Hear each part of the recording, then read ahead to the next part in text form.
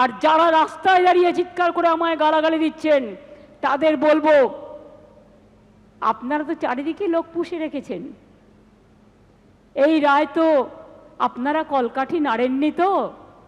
মমতা ব্যানার্জিকে খাস্তা করতে গিয়ে মনে রাখবেন, টিচারদের চাকরি কেড়ে নেবেন না, ওদের জীবন যৌবন কেড়ে নেবেন না, যোগ্যদের চাকরি কাড়বেন না, যোগ্য প্রার্থীদের অমর্যাদা করবেন না। মমতা ব্যানার্জিকে হাজারবার আপনারা মিথ্যে কথা বলতে পারেন, কুৎসা করতে পারেন, চক্রান্ত করতে পারেন, মনে রাখবেন সুস্থ বাঘের থেকেও আহত বাঘ আরো ভয়ঙ্কর। এই আঘাত আপনাদের আঘাত নয়, এই আঘাত আমার উপর মানসিকভাবে আঘাত, আমাদের সরকারকে আঘাত করেছে। এই আঘাতের প্রত্যুত্তর আমরা ফিরিয়ে দেব কাজের মধ্যে দিয়ে, সম্মানের মধ্যে দিয়ে, জীবন জীবিকার মধ্যে দিয়ে। চিন্তা করবেন না। আর কেউ কারো উস্কানি শুনে, প্ররোচনা শুনে প্লিজ দয়া করে প্ররোচিত হবেন না। মনে রাখবেন, মাথার উপরে আমরা আছি, মামাটি মানুষের সরকার আছে, কারো প্রতি কোনো অবিচার আমরা করব না। এটা আমি কথা দিয়ে গেলাম, এটা আমি কথা দিয়ে গেলাম, এটা আমি কথা দিয়ে গেলাম। যারা বলছে 2026-এ করবেন, দাঁড়ান এক সেকেন্ড, আরেকটা শুনে নিন। ত্রিপুরায় 10,000 টিচারের চাকরি হয়ে গিয়েছিল কোর্টের জন্য। বিজেপির ম্যানিফেস্টো বলা হয়েছিল, প্রতিশ্রুতিতে প্রথমবার, এবার তো দ্বিতীয়বার এসছে, যে তারা জিতলে সব টিচারদের চাকরি ফিরিয়ে দেবে। দেয় তো নি, উপরন্তু যারা প্রতিবাদ করতে গিয়েছিল তাদের মাথাগুলো মেরে ফাটিয়ে দিয়েছে। সুতরাং মনে রাখবেন, এদের বিশ্বাস করবেন না, এরা দুমুখে কেউটে সাপ। আমরা এক নয়, এটা মাথায় রাখবেন। আম গাছে কখনো আমরা ফলে না, আর আমরা গাছে কখনো আম ফলে না, এটা মাথায় রাখবেন। এবং তাই এই কেসটাও আমরা লড়ব, just like a royal Bengal tiger.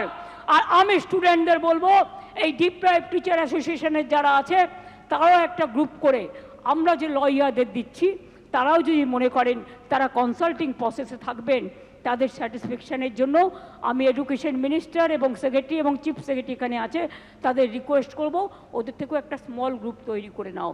আর এদের আপনারা ডিপেন্ড করুন যাতে টাইম টু টাইম সঠিক মেসেজ আপনারা করতে পারেন। আমি এইটুকু বলবো, নিশ্চিন্তে থাকুন, ভরসা রাখুন। আগে আমাকে যোগ্যদেরটা ঠিক করতে দিন, আগে আমাকে যোগ্যদেরটা ঠিক করতে দিন, তারপরে আমি অন্য কথা বলবো। আমি আবার ডাকবো, আগে যোগ্যদেরটা হয়ে যাক, বাদ বাকি যারা থাকবেন, যাদের অযোগ্য বলা হচ্ছে তাদের বিরুদ্ধে কি কি এভিডেন্স আছে আমি দেখব। সত্যিই যদি এভিডেন্স প্রমাণিত হয় তারা অযোগ্য, তখন আমার কিছু হয়তো করার থাকবে না ওই ডিপার্টমেন্টে, কিন্তু সেটা নিয়ে আমরা আলোচনা করব পরে। আগে ফার্স্ট ফেজ যোগ্যদেরটা রক্ষা করা, সেকেন্ড ফেজ কাকে অযোগ্য বলেছে, কেন বলেছে, কি কারণে বলেছে, কোন এজেন্সি তদন্ত করেছে, কি কি কাগজপত্র আছে, টোটালটা দেখব। তারপরে তাদের নিয়ে আমি আলাদা করে মিটিং করে আমাদের কথা বলবো। আমার মনে হয় আপনারা নিশ্চিন্তে থাকুন, চিন্তা করবেন না, এবং যোগ্য অযোগ্যের মধ্যে গন্ডগোল লাগাবেন না। ভাই ঠিক আছে, ঠিক আছে, যে কেউ অ্যাপ্লিকেশন দিতে পারেন। আমি এটাই বলবো, নিশ্চিন্তভাবে আপনারা বাচ্চাদের শিক্ষা দিন এবং যোগ্যরা যারা আছেন শিক্ষা দিন, শিক্ষিত করুন। বাদবাকি যারা আছেন আমি বলেছি তো পরে কথা বলবো, তাদের সাথেও যখন সুযোগ হবে আমি নিশ্চয়ই তাদের কথা শুনবো। এবং ফার্স্ট আমাকে তদন্তটা করতে দিন, ফার্স্ট আমাদের তদন্তটা করতে দিন।